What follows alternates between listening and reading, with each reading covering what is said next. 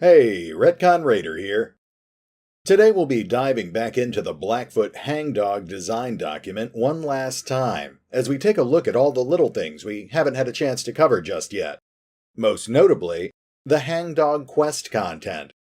Now, like I've said before, the Hangdog tribe was originally intended to be completely independent of the Blackfoot tribe.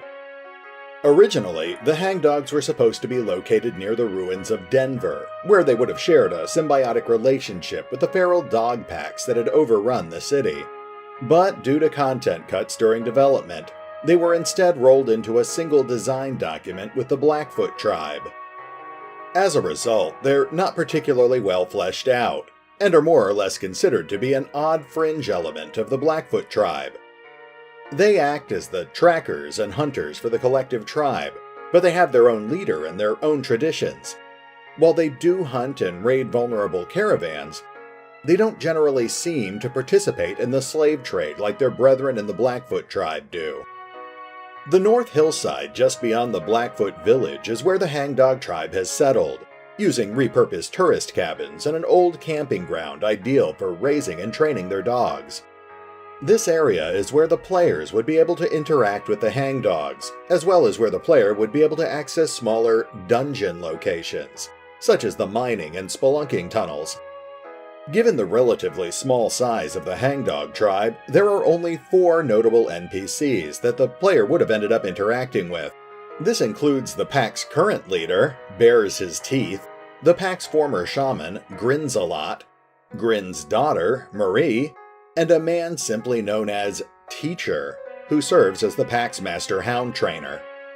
There are segments of the design document that imply the Hangdogs were once intended to be tied more closely to Caesar's Legion, but the majority of this information was either removed from the document or marked for revision or deletion.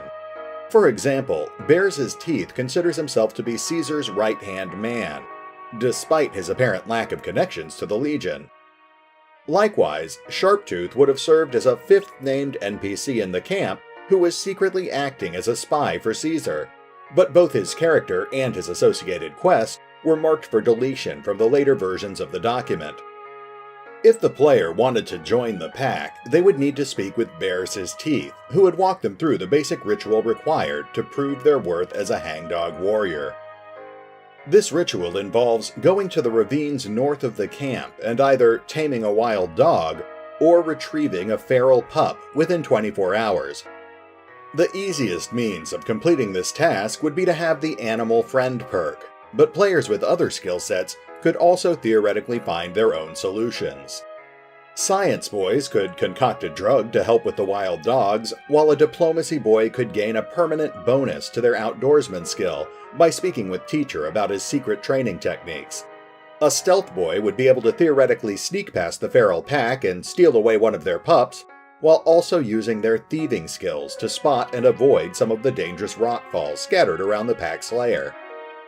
Combat boys would probably have the hardest time here. They could theoretically kill their way past the adult dogs to claim one of the pups, but killing too many of the feral dogs would eventually cause the local dog population to drop, which would hurt the player's reputation with the Hangdogs. This damage could theoretically be undone by informing the Hangdogs about all the feral dogs wandering around in Denver, unless the player had already killed those too. More ambitious players could instead try to tame the Devil Dog. This dog was particularly large and strong, and far more aggressive than usual. While the Hangdogs respected its strength, they feared that it was possessed by an evil spirit, and would ask the player if they could deal with it. The player could find it in one of the local tunnels, where they could either kill it, earning the respect of the Hangdogs, or they could attempt to tame it. Taming the dog would earn the player even more respect, but would also confront the player with a moral dilemma. It would turn out that the Devil Dog was suffering from a mutated strain of rabies, which would eventually kill it. The player could leave the Devil Dog untreated, allowing them to enjoy its boosted abilities in combat, but then the dog would die after a set amount of time had passed. If they managed to instead treat the dog's illness using appropriate medical skills, then the Devil Dog would live much longer, but its combat stats would suffer as its rabid ferocity faded away.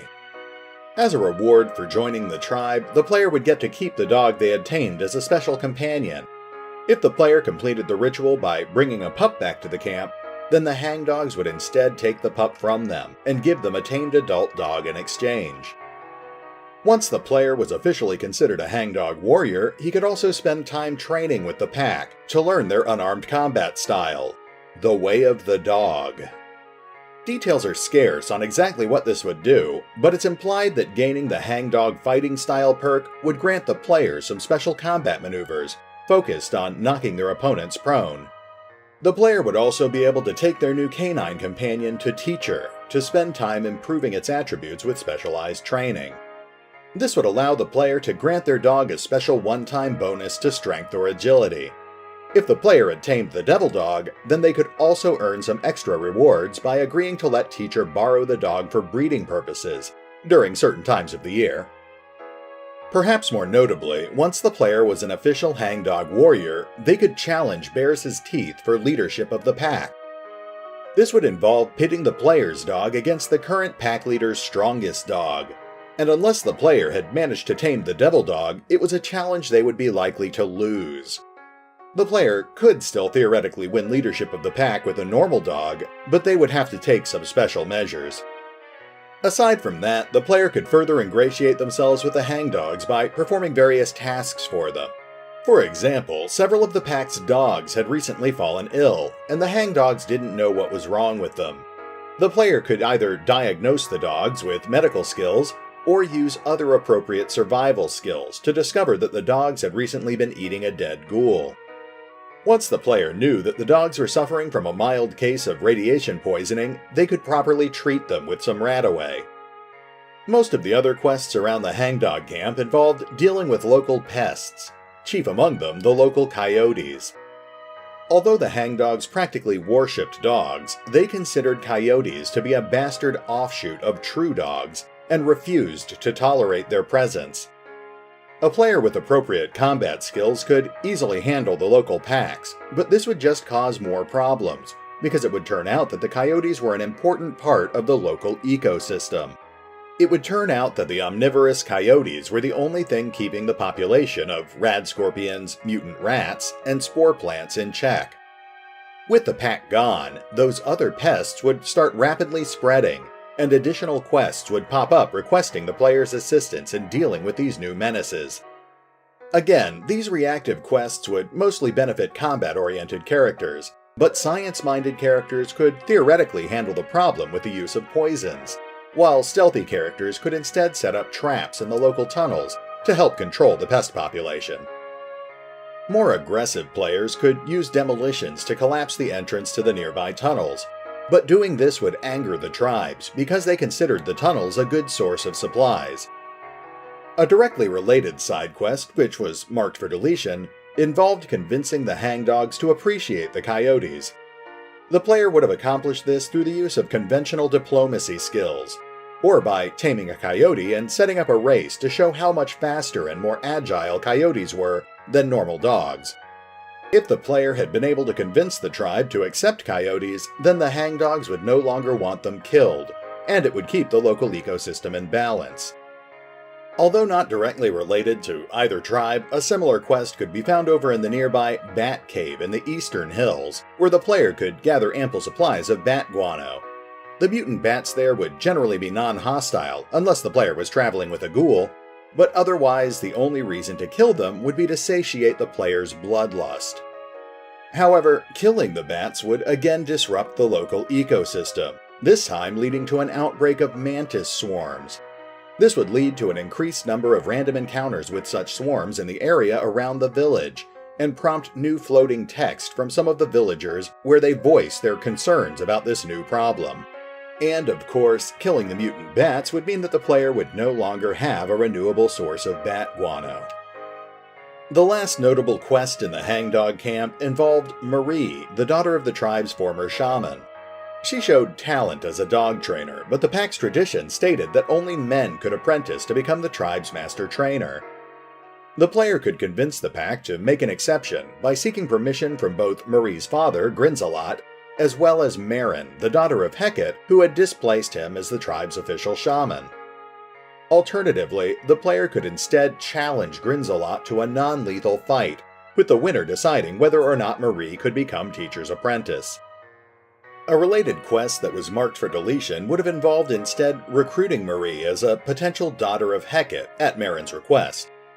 A diplomatic character could theoretically make appropriate arrangements by speaking with Marie, Grinzelot, and Marin, but if the player lacked the proper speech skills to accomplish this, then their only alternative would be to either forcibly kidnap the little girl, or to knock her unconscious with drugs so that Marin could smuggle her out of the village. And that's pretty much everything the player would have been able to do around the tribal village. In retrospect, it's easy to see how the Hangdogs and the Blackfoot were almost completely detached from one another, despite sharing the same general location. The Hangdog quests are largely independent of the ones offered in the Blackfoot village, and the Hangdogs are barely mentioned at all in the 4 planned epilogues for the location. But officially? Well, much like the Blackfoot tribe, the Hangdogs are also mentioned in Fallout New Vegas, where it's stated that they were eventually absorbed into Caesar's Legion. But it's not all bad. Although most tribes absorbed by the Legion would be stripped of their tradition and culture, the Hangdogs were unique in that their talent for training dogs was instead put to good use, with the former Hangdog warriors instead becoming the Legion's first Hound Masters. And with that, we officially wrap up our analysis of Design Document 4. Next up, Design Document 5, one of the shorter documents, which focuses on the Twin Mothers, another tribe that was intended to appear in the Colorado area. But for now, this is RetconRaider, signing off. Thanks for listening. Oh, and remember, although I do love talking about Fallout Van Buren, you can check out all 700 pages of the design documents by visiting the Fallout Wikis. Links are in the description.